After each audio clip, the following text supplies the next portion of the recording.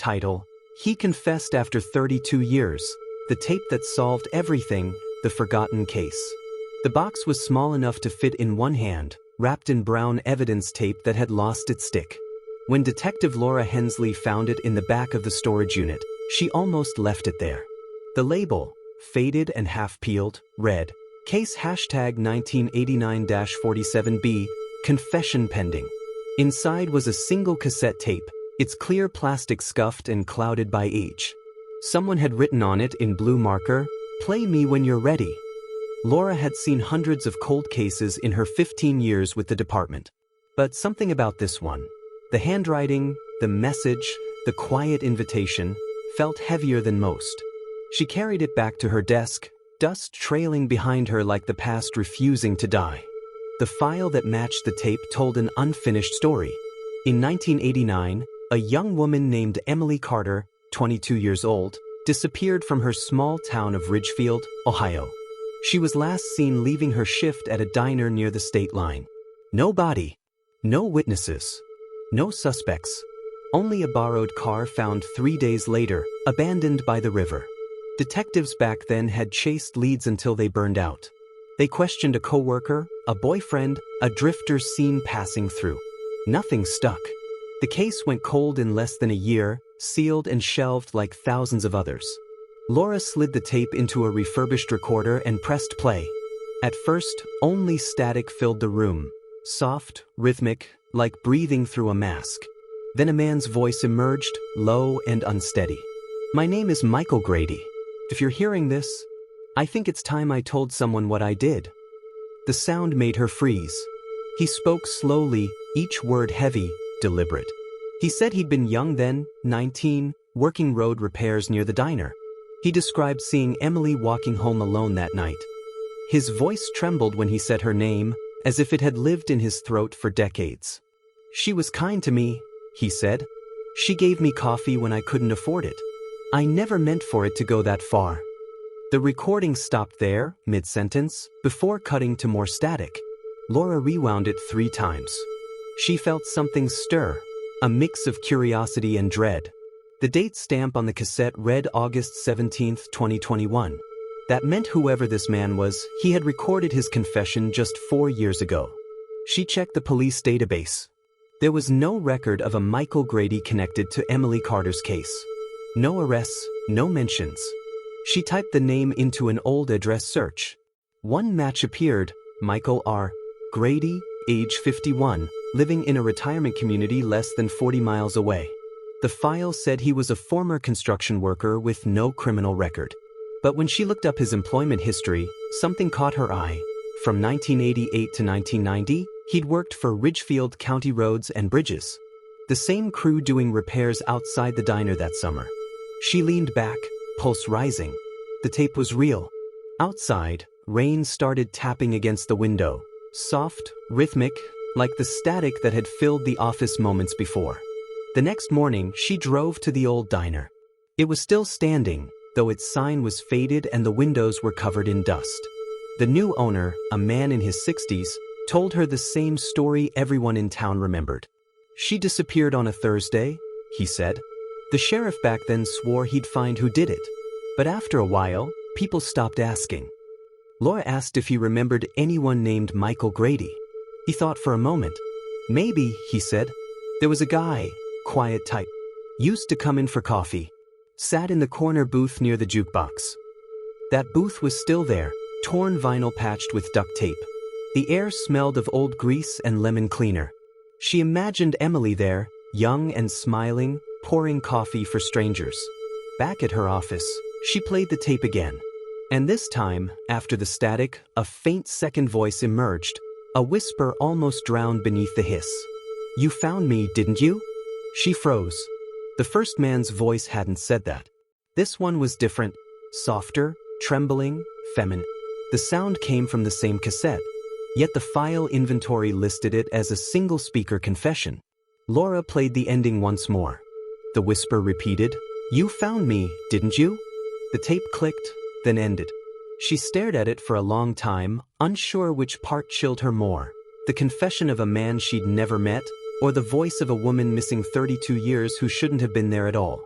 The file's last page fluttered as the heater kicked on. At the bottom, in faded ink, someone had written, "Evidence logged by Detective J. Caffrey, deceased, 1992. 32 years. One voice confessing. Another answering." Laura pressed the recorder's red button again. The static started over. The investigation. Detective Laura Hensley had listened to hundreds of tapes in her career. Interrogations, confessions, emergency calls, but none of them sounded like this one. The voice of Michael Grady carried something she couldn't place. Not guilt exactly, but exhaustion. And beneath the static, that faint whispering voice, female, almost melodic, like the tape itself was trying to remember. She had the recording sent to the forensics lab for analysis. The technician, a young man named Alex, called her 2 days later. "There's definitely a second voice," he said. "But it's weird, it's not a separate overlay. It's embedded in the same frequency range as the main recording, like both voices were captured at the same time." "Could someone have dubbed it?" she asked. He hesitated. "Not unless they used equipment from the 80s. Analog bleeding like this doesn't happen with digital tech. It's like the tape heard something that wasn't in the room." Laura didn't like the sound of that. She drove to the address she'd found, an assisted living home surrounded by winterbear trees and chain link fencing. The sign out front read, "Maple Rest." Inside, everything smelled of antiseptic and lavender. A nurse pointed her toward the recreation room. "Mr. Grady's in there most days. Doesn't talk much." He was sitting alone, back turned to the window, a blanket across his knees. His hair was white, thin, and his hands shook slightly as he held a styrofoam cup of tea. "Mr. Grady," Laura said softly. He turned his head, eyes pale blue and watery. "Yes, ma'am? I'm Detective Hensley. I'd like to ask you about something from 1989. For a moment he didn't react. Then his fingers tightened around the cup. "She's still missing, isn't she?" Laura nodded. "You know who I'm talking about?" He exhaled. "Emily Carter." The way he said her name, like an old hymn, made Laura's stomach twist. "I used to see her walking home after her shift," he continued. "Always polite. Always carried a red umbrella, even when it wasn't raining. You said on the tape that you did something. What did you mean by that?" He didn't answer. His eyes drifted toward the window, where thin sunlight flashed on the glass. "You found it, then," he said. "The tape. I was hoping someone would." Laura placed a small recorder on the table. "You're saying that's your voice?" "Yes." "And you wanted someone to find it?" He nodded. "I wanted to stop dreaming about it." "What happened to Emily?" Grady's lips trembled. "We were near the bridge. She offered me a ride home. There was fog that night, heavy fog. I told her I lived off Ridge Road, but I lied.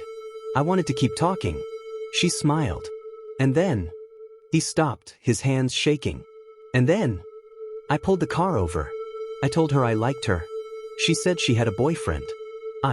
His voice broke. She tried to leave. I grabbed her wrist. She screamed. I panicked. I didn't mean to hurt her. I just wanted her to listen." Silence swallowed the room. Laura pressed gently. "Did you kill her?" He shook his head slowly. "I let go. She ran into the fog. That was the last I saw her." "And you didn't follow?" "No." His voice was almost a whisper. "But I heard something in the fog. Her voice. She said my name once, real quiet. I looked around, but there was no one there. Just that voice, echoing like she was standing beside me." He started to cry, silent tears that left clean lines on his cheeks. "Why record the confession after all these years?" "I thought it would stop the dreams," he said. "Every night since then I hear her. Same words. You found me, didn't you? I thought if I said the truth out loud, she'd stop." Laura glanced at the nurse standing nearby. The woman shook her head. "He talks like this sometimes," she whispered. "Always about a girl in the fog. Never any details, though. You're the first person he's told that much." Back at the station, Laura replayed the interview alongside the original tape. Something didn't fit. The timestamps from forensics showed the confession was recorded on August 17, 2021, exactly 32 years after Emily's disappearance. And yet, according to Maple Rest records, Michael Grady had been in the hospital that entire week after suffering a minor stroke. He couldn't have made the recording himself. When she confronted him again, his confusion seemed genuine. "I remember wanting to," he said, "but I never had a tape recorder. I just thought about it. I dreamed of it." "Someone mailed it," she said. "The evidence log says it arrived anonymously in 2021, postmarked from Ridgefield." He stared at her, eyes wide and lost. Then maybe she found a way. That night, Laura returned to the evidence room. The air smelled faintly of mold and paper dust. She placed the cassette back into its box, then noticed something she hadn't before. A second label beneath the first, hidden under peeling tape. Faded but legible. Recovered from Riverbank, 1989. Her blood ran cold. If the tape had been pulled from the river in 1989, how could it carry a confession dated 2021? She turned the cassette over. Water had warped the edges of the label. When she tilted it toward the light, faint letters appeared beneath the blue marker, handwritten in faint pencil. "Help me." The next morning, the forensic tech called again. "Detective, there's one more thing. When we ran a deep audio filter, we caught a sound behind the static." "What kind of sound?" "Running water. And what might be crying. But here's the weird part. It's not on the tape. It's on the device. The playback machine recorded it after you left." Laura looked at the recorder on her desk. Its red light blinked once, as if it had been waiting for her to notice. She pressed play. The tape hissed, and then, through the static, a woman's voice whispered once more. "You found me, didn't you?" The tape that solved everything. Rain was falling when Detective Laura Hensley returned to Ridgefield, that fine, steady kind that softens the outlines of everything it touches. The river lay swollen beneath the bridge where Michael Grady said he'd last seen Emily Carter. She parked on the shoulder, engine idling, wipers thrashing, the gray water below wrinkled with wind. She had played the tape so many times that she knew every breath, every stutter, every burst of static. Yet each replay revealed something new, like the recording itself was still unfolding. This morning, before leaving the station, the lab had called again. "Detective, about the background noise," Alex said. "There's a pattern. It isn't just water, it's the same 6-second loop repeating every 30 seconds, like someone tried to splice two recordings together." "So it was edited?" she asked. "Maybe.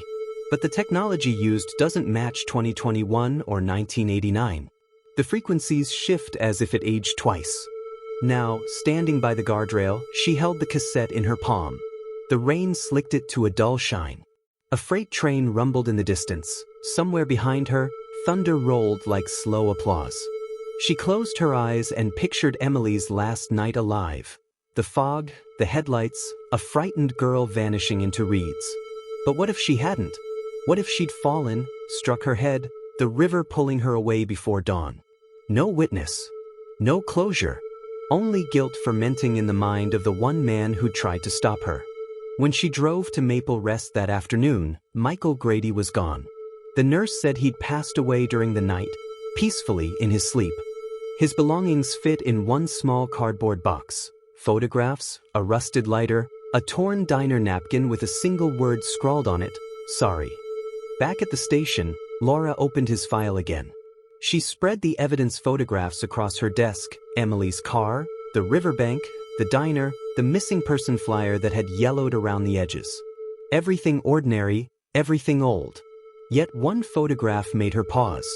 It showed the bridge construction site from 1989. On the railing was a faint symbol, two overlapping circles, like a figure 8 drawn sideways. She glanced at the cassette. The plastic had the same engraving on its side, so faint she hadn't noticed before. The department archivist told her the symbol belonged to Detective James Caffrey, the original investigator, his personal mark for unresolved cases. The same Caffrey who had logged the tape before dying in 1992. Laura checked the old incident reports. Caffrey had interviewed Michael Grady once, briefly, then ruled him out. But there was something stranger in the log. Caffrey had recorded a note to himself. Heard a voice on the playback. Said my name. That night, alone in her office, Laura connected the recorder again. Static greeted her like an old friend. She pressed play. Michael's voice came first. Confession, regret, pause. Then came Emily's whisper, "You found me, didn't you?" But this time, after the whisper faded, something else followed. A new sound she hadn't heard before. Footsteps, slow, deliberate, crossing what sounded like a concrete floor. And then a third voice, weary and hoarse. "We all do eventually." She froze. It wasn't Grady. It wasn't Emily. She recognized that tone from the old interview tapes she'd reviewed earlier that day. Detective James Caffrey. Her chest tightened. Caffrey had been dead 33 years. She stopped the tape, ejected it, and examined the spools. They were still moving. Inside the cassette, the magnetic ribbon rotated smoothly, though it wasn't connected to any power. On impulse, she leaned close. "Emily," she whispered, "where are you?" The tape spun faster. Static filled the room, rising to a soft roar. The overhead light flickered. Then, clear as a bell, the woman's voice answered, "Below." The sound came not from the speaker but from the cassette itself, vibrating faintly against her fingers. Laura grabbed her jacket and keys and drove back to the river. The rain had stopped, but fog clung to the banks like wet cloth. She parked near the bridge and stepped into the reeds. The water murmured darkly, swollen from the weak storms. Her flashlight beam caught something pale at the edge of the mud. A fragment of vinyl upholstery, red and torn, the same pattern as the diner's corner booth. Beneath it, half buried in silt, lay a rusted metal box, the same kind used for evidence storage in the 80s. Inside, she found a cassette recorder wrapped in plastic, battery corroded, buttons stiff with age. The label on its side matched the handwriting from her tape. "Play me when you're ready." She pressed the power switch. The device whirred once, coughed static, then died. The river moved lazily below, whispering against stone. Later that night, divers pulled something else from the mud: bones, fragments of cloth. A bracelet with the initials EC. Time had left little to identify, but DNA confirmed what no one dared hope. Emily Carter had been there all along, entombed in the silt beneath the bridge for 32 years. The case file was closed. The department called it a success. Confession verified. Evidence recovered. But Laura couldn't shake the feeling that it wasn't finished. The night she filed her final report, she found the tape lying on her desk again, though she'd turned it into evidence. A note sat beneath it, written in neat, unfamiliar handwriting. "Thank you for finding me." She locked the office, walked out into the rain, and dropped the cassette into the river. It sank without a sound. The next morning, the local news aired a short segment. Detective solves 32-year-old cold case. The anchor smiled as the camera cut to footage of the quiet river, the bridge behind her shrouded in mist. If you listened closely, really closely, you could hear something under the hum of the microphone. A woman's voice. Soft, distant, grateful. "You found me, didn't you?" And then the static returned, gentle, endless, like the sound of water remembering every secret ever confessed.